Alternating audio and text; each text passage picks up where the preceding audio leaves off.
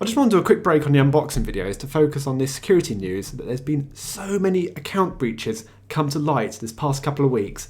We've had MySpace, 359 million accounts, LinkedIn, 164 million, Tumblr, 65 million, Fling, 40 million, and there's the Badoo dating site as well, which is not on this list. It was over 100 million as well. So over 500 million accounts breached in this last couple of weeks. Bear in mind, Have I Been Pawned website here is nearly 1 billion. That's about half the data has come to light in this past couple of weeks. Now, some of these are historical breaches. So I'm going to take a bit more of a look in detail at what's happened. So I'll start here with LinkedIn. So they appear to have been hacked in 2012, although the breach has only just come to light in May 2016. Now this is because all the data went on sale on the dark web. So the price has been steadily dropping. It started at about 5 bitcoins. I think it's now down to about 2 bitcoins. The price is dropping as more people are buying it, and the data becomes less valuable to the person who is in current possession, because I'm not going to say the hacker is in possession of quite a few lots of data from various websites, which I'll come on to. So LinkedIn stored their passwords in unsalted SHA-1 hashes, and I've got a few samples here with the numbers. So unfortunately, as data breaches go on, the password hacking community have learnt more and more about it. And as a result, CoreLogic were able to crack 65% of the passwords in the first 2 hours. 2 hours and nearly 2/3 of passwords hacked. Shocking. And after 48 hours, they were up to 80%. And once again, we see the most common password that people have chosen is 123456. And the second most common was the name of the website, and third being password. So, yeah, not good. So there's the top 50. If your password is any of those, consider it hackable within a couple of minutes. Now, it's not just LinkedIn you have to worry about, because if you're using that password anywhere else, consider all your accounts compromised. I've been reading this investigation that Troy Hunt has done on MySpace. He's had a bit of trouble with dating the breach because the initial thought was 2008, and that's because of the email addresses in use here, that Gmail is very low and Yahoo and Hotmail are quite high. But from reading the comments, people have said that they were hacked a lot later, and now I've disabled the comments there. I didn't mean to, so I could just enable them. But anyway, I've got the information I need to be able to discuss it. So MySpace was storing their passwords in SHA-1 hashes, but they were unsalted, and not only that, they were truncated to 10 characters and converted to lowercase. Leaked Source has some information on the passwords that they've discovered, although it appears to be Homeless PA is like a default password. Then what we're seeing is password 1 is the most common here, with 123456 being in 4th place. And that could be because they started to enforce a policy of letters and numbers, and this is why you're seeing a lot with 1 at the end, because people are very predictable. When asked to choose a number, you just go, oh, what's the first number? Number 1, yeah, that'll do. And you notice how many people put the number at the end of the word. Again, that's been valuable information that now.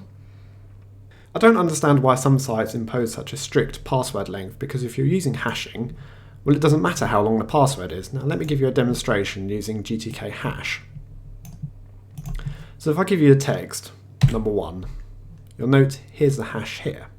That's a SHA-1 hash.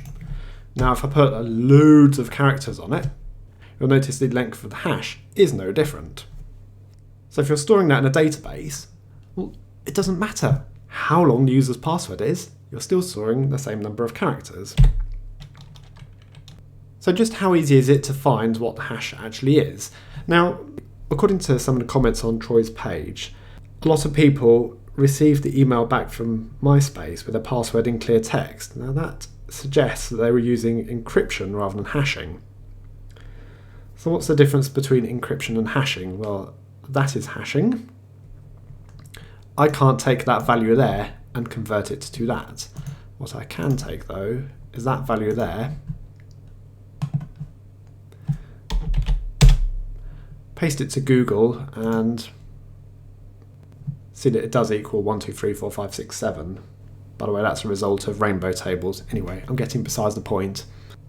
Encryption can best be summed up with the Enigma machine. You type a message in, it gets encrypted and can be decrypted at the other end with the rotor settings in the same position as they were initially typed. Type in a message in clear text, get a bunch of gibberish, send that gibberish over the air, and then that gibberish would be decrypted at the other end and make a clear message. So encrypted messages can be decrypted, but not necessarily that easily. So if MySpace were only using encryption, then and that would explain why they were able to send the passwords back to the users in the clear text, because if you're using hashing, you can't. There's very little information about the Baidu hack, although it appears to be 127 million records were swiped with unsalted MD5 hashes. Oh, bloody marvellous. MD5 is that short number here. And that's been a failure for quite some time now. By the way, I'm talking about terms like unsalted and salted. Now, if you were to add a salt to the password, it would be something like a few characters here. You see, that completely changes the value at hash. And if another user was given a different salt, let's give them B there, you see I've got a different hash again. So what you'd do is you'd store that value next to the hash. Yes, you have it in clear text, but it means if you're going to try and decrypt them, you have to do it one line at a time. Now, fortunately, Tumblr were storing their passwords properly. Although they lost 65 million passwords, they had actually hashed them in SHA-1. Okay, that's not brilliant, but they were salted. So it's going to take quite a while to get through that list. It's not going to be 2 hours like the LinkedIn. It might be 2 hours just to get a few records. And that's where you try dictionary attacks against each password. So you try something like 1, 2, 3, 4, 5, 6. Take the salt that is listed by each password and try it out. And then you would try another password, the next most common. And as you go down the list, you would break most of the passwords. So that was the news that quite a few websites have been compromised recently, and that there are now quite a lot of usernames and passwords floating around the internet.